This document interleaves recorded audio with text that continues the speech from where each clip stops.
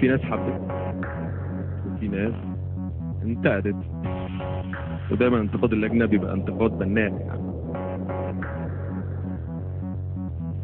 عصام،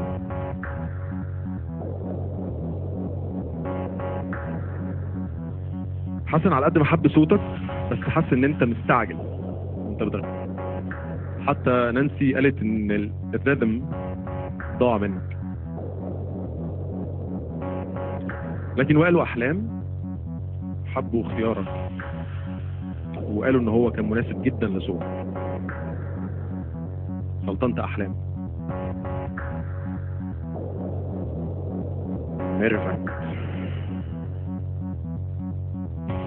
وائل هناكي لان قال ان انت من المشتركات اللي محافظه على مستواكي من ساعه ما ابتديتي لغايه دلوقتي. وحسن ما زهقش ابدا من غناكي، بالعكس كان كل مره بيقول عايز اسمعك المره اللي جايه. لكن نانسي واحلام فنانين احسن منك.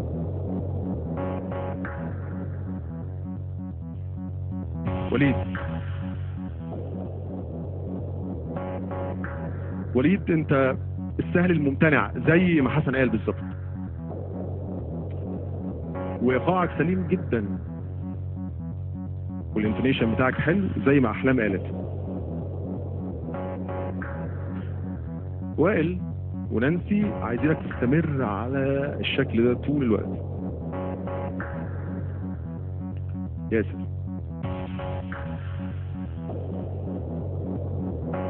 هي دي اصوات ارب ايدل. احلام قالت كده. وائل قال عنك انك مغني شاطر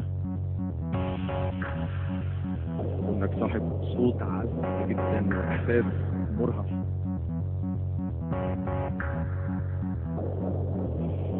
النتيجة الاسمين اللي هقولهم دلوقتي هم حصلوا على اقل نسبة تصويت، وده معناه ان هم هيخرجوا من المنافسة وهيستنوا بكرة رأي اللجنة بعد ما نسمع اصواتهم مرة تانية. الاسمين دول هم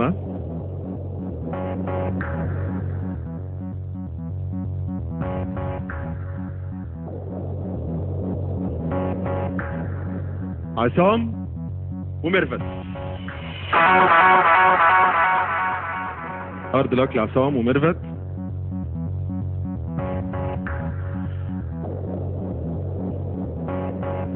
ياسر ووليد. وليد وياسر. يا ترى مين فيكم اللي هيتأهل وينضم الأجراد وحميد؟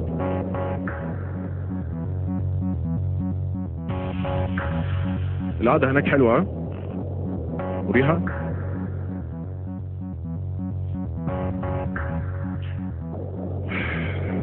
المشترك اللي هقول اسمه دلوقتي هيكون ثالث المشتركين اللي هيتنقل معانا للمرحلة النهائية.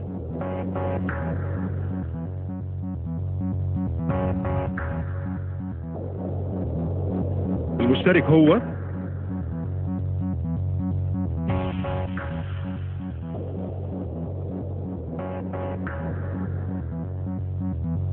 المشترك اللي هيتنقل معانا المرحلة المباشرة النهائية هو ياسر من مصر.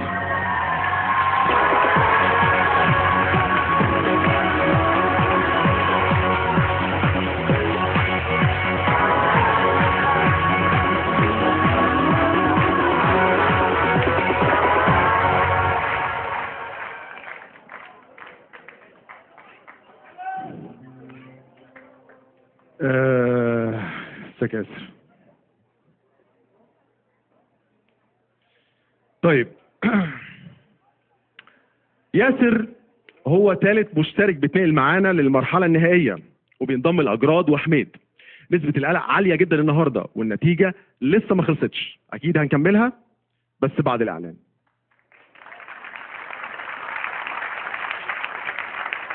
وأنا على المسرح يعني التوتر اللي أنا بعمله أكيد بيبقى لأن أنا ما ببقاش لسه عارف النتيجة. أنا بعرف النتيجة زيكم بالظبط في نفس الوقت اللي أنا بقوله.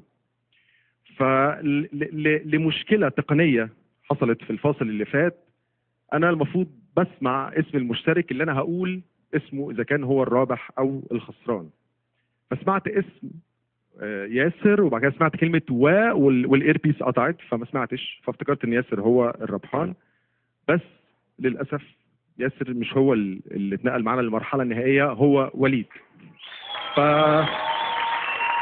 ودي اللي انا عايز اقوله، ان دي مسؤوليه برنامج زي عرب ايدل، ومسؤوليه قناه زي MBC قدام الجمهور، ان لازم يكون في مصداقيه في كل حاجه، ودي غلطه تقنيه، واكيد انا لازم اعتذر بالنيابه عن اللي حصل يعني. واسف اسف يا ياسر. وليد الف مبروك، وسوري يعني على انهيار الاعصاب اللي انا عملته لك ده. يلا المسرح ليك يا وليد، غني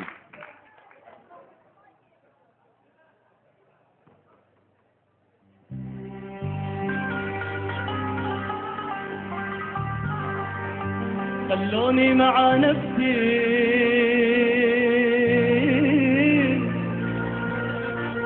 شوقي زاد حنية من اللهفة عيناهم، وراجع ذكريات أمسي